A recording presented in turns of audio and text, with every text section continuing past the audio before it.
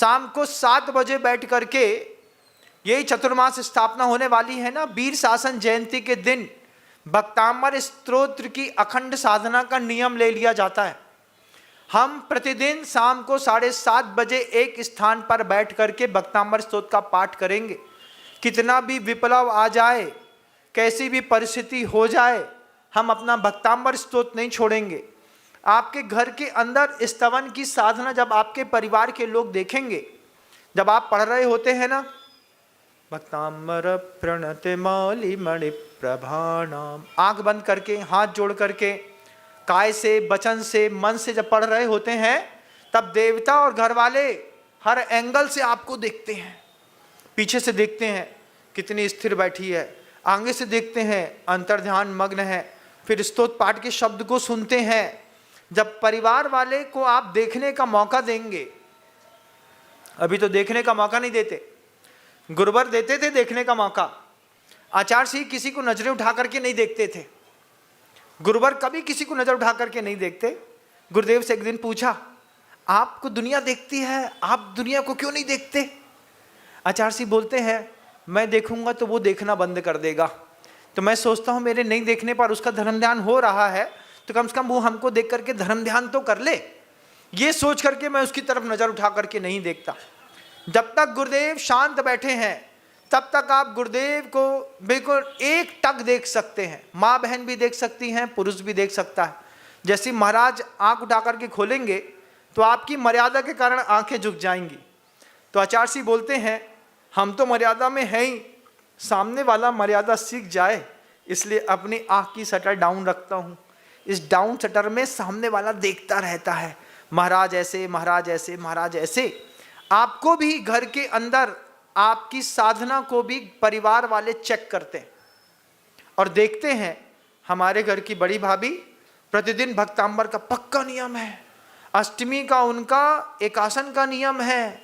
बच्चे देखते हैं इस बात को, बच्चे देखते हैं कि हमारी माँ आलू प्याज की सब्जी नहीं खाती, हमारी माँ फुल्की कचौड़ी बाहर का नहीं खाती, हमारी माँ इस तरीके का कपड़ा नहीं पहनती।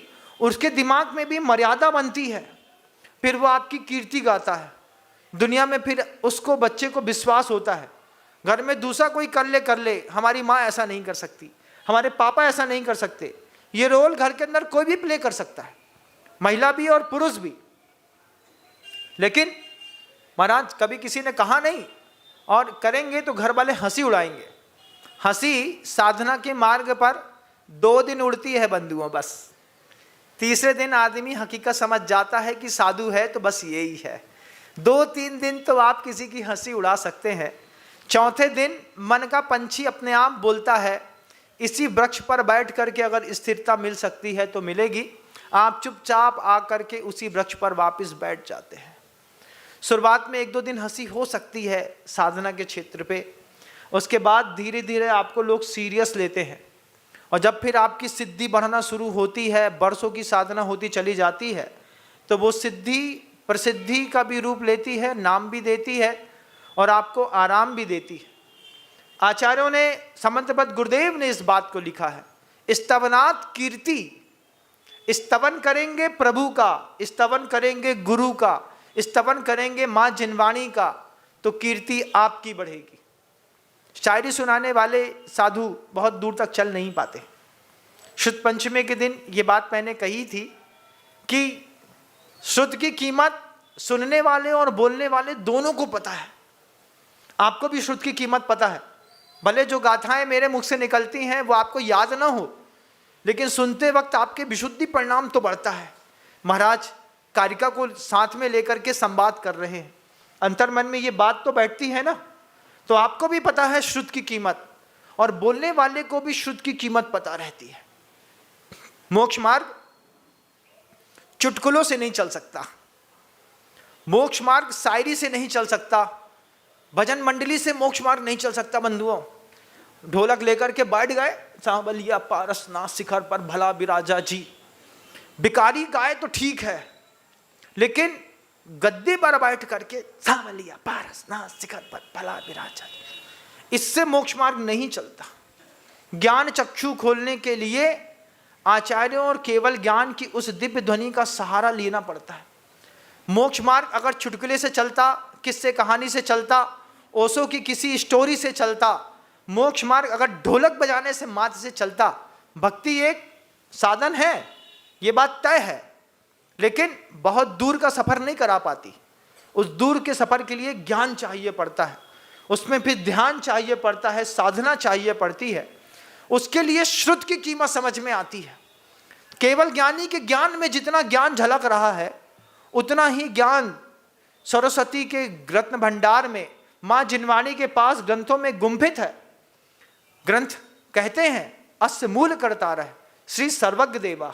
ये जो कारिका बोल रहा हूं ना, उच्चैर गोत्रम प्रणतेर भोगो दानात उपासनात पूजा भक्ते सुंदर रूपम स्तवनात् कीर्ति तपोनिधिषु, मेरे हाथ की बनाई नहीं है, मैं अपने मुख से नहीं बोल रहा, मैं तो सिर्फ व्याख्यान दे करके समझने समझाने की कोशिश करता। किसके मूल ग्रंथ करता कौन है? अस्य मूल ग्रंथ करता रहा सर्वज्ञ देवा, तद उत्तर ग्रंथ करता रह गणधर देवाहा प्रतिगणधर देवाहा, तेसाम बचौनुसार मासाद श्रीमद आचार्य प्रवर श्री समंत्र भद्र गुरुदेव विरिचतम। उसके बाद बोला है मंगलम भगवान वीरो मंगलम गौतमो गणी। इस ऊपर की व्याख्या की कीमत है ना, इस कीमत को आप भी समझने की कोशिश करिएगा। गुरुवर कहते थे जिनवाणी सुन लेना, जिनवाणी समझ लेना और जिनवाणी को इम्प्लीमेंट कर लेना उत्तरोत्तर परम सौभाग्य की बात है। जिनवाणी सुनना परम सौभाग्य की बात है। सुन करके सुन तो लिया महाराज, लेकिन दिमाग में क्या घूम रहा है? दिमाग में तो ये बिमल गुटका घूम रहा है महाराज। ये वाले पैंट की जेब पे रखा है, यहाँ से बाहर निकलेंगे गुटका मुंह में फाड़ेंगे, खा लेंगे।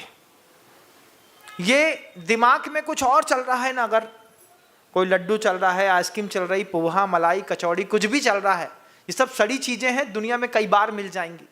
छोड़ो इन सब चीज़ों को।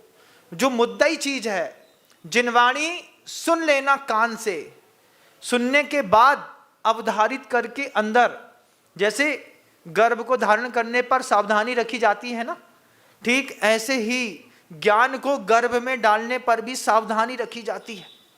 तो उसको समझ लेना, समझ करके उसको विकसित कर देना।